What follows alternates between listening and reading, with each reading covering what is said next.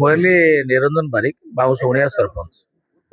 ଆମେ ଧାରଣାରେ ଏଇଥିପାଇଁ ବସିଥିଲୁ, ଏଠି ଯୋଉ ଔପଦା ବ୍ଲକ ଯୋଉ ଭୌଗୋଳିକ ଅବସ୍ଥା, ଏପଟରେ 6ଟି ପଞ୍ଚାୟତ, ଆରପଟେ ନୀଳଗିରିକୁ ଲାଗି 5ଟି ପଞ୍ଚାୟତ, ମଝିରେ କୋଲ୍ଢିଆ ଅଭୟାରଣ୍ୟ, ବିସ୍ତୃତ ଅଞ୍ଚଳ, ପାଖାପାଖି ଆରମ୍ଭରୁ ଶେଷ 100 କିଲୋମିଟର। ଏଇଭଳି ଏକ ଉପାନ୍ତ ଅଞ୍ଚଳ କହିଲେ ଅତ୍ୟୁକ୍ତି ହବ ନାହିଁ। ସେଥିରେ ବାଲେଶ୍ୱର ଜିଲ୍ଲାର ଯୋଉ ରହିଛନ୍ତି, ଯୋଉମାନେ ମୁଖ୍ୟ ଜିଲ୍ଲାପାଳ ଠାରୁ ଆରମ୍ଭ କରି ପିଡି ପର୍ଯ୍ୟନ୍ତ, ଏଠି ଗୋଟେ ଯୋଉଭଳି ଭାବରେ ଦେଖିବା କଥା ତା ଦେଖୁନାହାନ୍ତି। ତାର ଅର୍ଥ ହଉଛି ଏଠି ଏ ବ୍ଲକଟାରେ ଜେଇ ଜଣେ ନାହିଁ, ଜଣେ ଜେଇ ଅଛନ୍ତି, ସେ କାମକୁ ନୁହନ୍ତି, ଏଡବ୍ଲ୍ୟୁ ନାହାନ୍ତି। ଏପଟେ ସରକାର କହୁଛନ୍ତି କି ଯେ 6 ମାସ ଭିତରେ କାମ ସାର, ଏଠି 6 ମାସ ହେଲା କାମ ସମ୍ପୂର୍ଣ୍ଣ ଠପ ହେଇକି ଅଛି। ତେଣୁ ଉନ୍ନୟନ କାମ ହେଇପାରୁନାହିଁ। ପ୍ରଶାସନିକ ଅଧିକାରୀ ଏଠି ନାହାନ୍ତି, ଜଣେ ଅଧିକାରୀ 5ଟା କାମରେ ଅଛନ୍ତି। ଯଦି ବା କିଏ ଗୋଟେ ଅଧିକାରୀ ଅଛନ୍ତି, ସେ ଅନ୍ୟ ବ୍ଲକ ସହିତ ଜଡିତ ହେଇକିରି ଅଛନ୍ତି।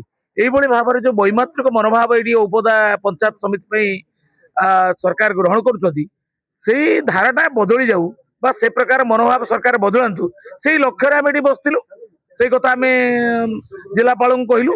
ଜିଲ୍ଲାପାଳ ତ ନିଜେ ଆସିଲେ ନାହିଁ, କୋଉଥିପାଇଁ ଆସିଲେନି ମୁଁ ଜାଣେ ନାହିଁ, ବା ସେ ଯଦି ଖବର ପାଇଥିବେ ଏଟା ଠିକ ହଉନାହିଁ, ହୁଏତ ନ ଆସିପାରିଥାନ୍ତେ। ଯାହା ତାଙ୍କ ଦାୟିତ୍ୱରେ ଯିଏ ଆସିଥିଲେ ତାଙ୍କୁ ଆମେ ଦେଲୁ ସ୍ମାରକପତ୍ର। ତାଙ୍କ ସହିତ ମଧ୍ୟ ଆମେ ମୁଖ୍ୟମନ୍ତ୍ରୀକି ଦେଲୁ।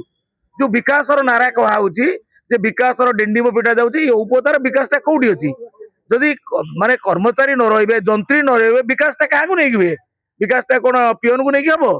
ତେଣୁ ଏଇଭଳି ଏକ ପରିସ୍ଥିତି ଭିତରେ ସରକାର ଯୋଉ ତାଙ୍କର ମନୋଭାବ ରଖିଛନ୍ତି ଔପଦା ବ୍ଲକ ପ୍ରତି, ବଦଳିବା ପାଇଁ ଆମେ ବସିଥିଲୁ। ଆଶା କରୁଛୁ ସରକାର କାନରେ ବାଜିବ ଏବଂ ଏଠି ମଧ୍ୟ ଆମେ ନିଷ୍ପତ୍ତି ନେଇ ସାରିଲୁଣି।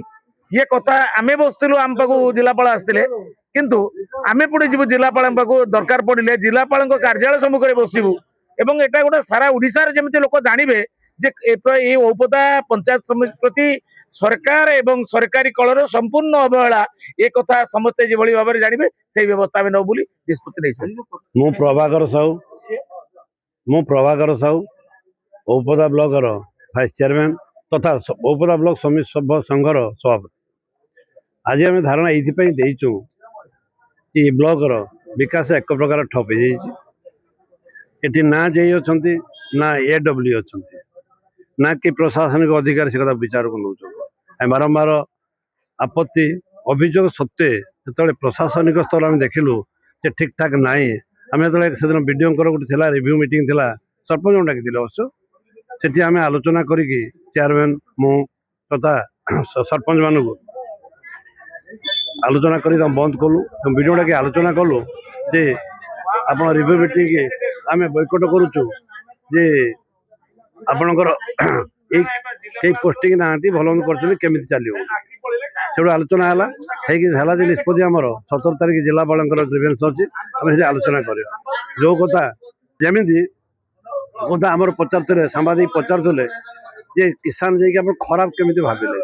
ନା ଖରାପ ନୁହେଁ, ଆଦୌ ଖରାପ ଲୋକ ସେ ନୁହନ୍ତି, କିନ୍ତୁ ବିଡିଓ ତାଙ୍କୁ ବିଶ୍ୱାସକୁ ନେଇପାରୁନାହାନ୍ତି। ତାଙ୍କର କ'ଣ ଅସୁବିଧା ଦେଖିଛନ୍ତି, ବିଡିଓ ତାଙ୍କୁ ଏଲ୍ଆର କରି ରଖିଛନ୍ତି ଏବଂ ଯଦି ପଞ୍ଚାୟତ ଦେଇଥିଲେ ସେ ବିଡିଓ ସହିତ ଆମକୁ କହିଲେ ମୁଁ ସେ କରିଥିବା ବିଲ୍ରେ ଦସ୍ତଖତ କରିପାରିବି ନାହିଁ, ମୋର ତା ପ୍ରତି ଭରସା ଓଳଉ ନାହିଁ। ଆମର କିଛି ଅସୁବିଧା ନାହିଁ, ସରପଞ୍ଚ ସମିତିର କିଛି ଅସୁବିଧା ନାହିଁ। ସେ ଯୋଉଟା ସଂଘ ସଭାପତି କହିଲେ, ଆମ ସରପଞ୍ଚ ସଭାପତି କହିଲେ, ମୁଁ ସେଥିରେ ଏକମତ ନୁହେଁ। ଯେ ଆମର ବର୍ତ୍ତମାନ ସ୍ଥଗିତ କରାଗଲା ଏଇଥିପାଇଁ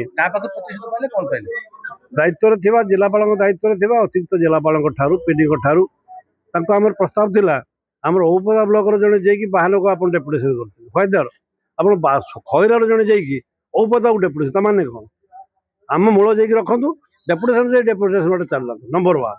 ନମ୍ବର 2 ହେଲା ଆପଣ ଏଡବ୍ଲ୍ୟୁ ଆମକୁ ଦିଅନ୍ତୁ, ଆମ ଅଞ୍ଚଳରେ ଯିଏ କାମ କରିପାରିବେ ଏବଂ ଆମର କିଷାନ ବାବୁକୁ ଯାହାକୁ ବିଡିଓ ବିଶ୍ୱାସକୁ ନେଉନାହାନ୍ତି ତାଙ୍କୁ ଆପଣ ତାଙ୍କ ଅଲଗା ଜାଗାକୁ ନିଅନ୍ତୁ ଏବଂ ଯୋଉଠି ବେଶୀ ଜେଇ ଅଛନ୍ତି ସେଠି ତାଙ୍କୁ ରଖିକି ଚାକିରିର ସୁରକ୍ଷା ଆପଣ ଚାହୁଁଛନ୍ତି, ତାହେଲେ ଆମକୁ ଜଣେ ଆଉ ଜେଇ ଦିଅନ୍ତୁ। ଆମର 4 ଜଣ ଜେଇ ଏଡବ୍ଲ୍ୟୁ ହେଲେ ଆମର ବ୍ଲକଟା ଡେଭଲପମେଣ୍ଟ ହେଇପାରିବ। ହେଲା ଆମର ବାର୍ତ୍ତା। ଆମେ ଗୋସାଇ ଗ୍ରାମ ପଞ୍ଚାୟତର ସରପଞ୍ଚ, ଔପଦା ପଞ୍ଚାୟତ ସମିତିର ସରପଞ୍ଚ ସଂଘର ସଭାପତି। ଆଜି ସରପଞ୍ଚ ସଂଘ ଆଜି ଯେଉଁ ଧାରଣା ଦେଇଛି, ସେଠାର ସରପଞ୍ଚ ସଂଘର ସବୁ ସରପଞ୍ଚ, ପଞ୍ଚାୟତ ସମିତିର ଚେୟାରମ୍ୟାନ୍, ଉପାଧ୍ୟକ୍ଷ, ଜିଲ୍ଲା ପରିଷଦ ସଭ୍ୟ ଏବଂ ସମିତି ସଭ୍ୟ ସମିତିଙ୍କ ଡାକରାରେ ଆଜି ଆମର ଏ ଧାରଣା ଆଜି ଦିଆଯାଇଛି। ଏ ଧାରଣା ଦେବାର ଅଭିପ୍ରାୟ ଏ ଔପଦା ପଞ୍ଚାୟତ ସମିତିର ଉନ୍ନତିମୂଳକ କାର୍ଯ୍ୟ ଟୋଟାଲ ବନ୍ଦ ହେଇଯାଇଛି। ତାର କାରଣ ଯେଉଁ ଡେଭଲପମେଣ୍ଟ କାର୍ଯ୍ୟ ପରିଚାଳନା ପାଇଁ ଜଣେ ଜେଇର ଆବଶ୍ୟକ, ଏଇର ଆବଶ୍ୟକ, କିନ୍ତୁ ଏଠି ଦୁଇଟି ମାତ୍ର 11ଟା ପଞ୍ଚାୟତର 2ଟି ଜେଇ ଅଛନ୍ତି, କାର୍ଯ୍ୟରତ ଜେଇ, ଏଇ ନାହାନ୍ତି। ତେଣୁ ଟୋଟାଲ ଡେଭଲପମେଣ୍ଟ ଟୋଟାଲ ଉନ୍ନତିମୂଳକ କାର୍ଯ୍ୟ ବନ୍ଦ ହେଇଯାଇଛି। ଏଥିପାଇଁ ଆମେ ଜିଲ୍ଲାପାଳଙ୍କୁ ଜଣାଇବା ପାଇଁ, ସରକାରଙ୍କୁ ଜିଲ୍ଲାପାଳଙ୍କ ମଧ୍ୟରେ ଅବଗତ କରିବା ପାଇଁ ଔପଦା ପଞ୍ଚାୟତ ସମିତି କେମିତି ସୁରୁଖୁରୁରେ ଚାଲିପାରିବ, ଉନ୍ନତିମୂଳକ କାର୍ଯ୍ୟ ହେଇପାରିବ, ଏଥିପାଇଁ ଆମର ଆଜି ଧାରଣା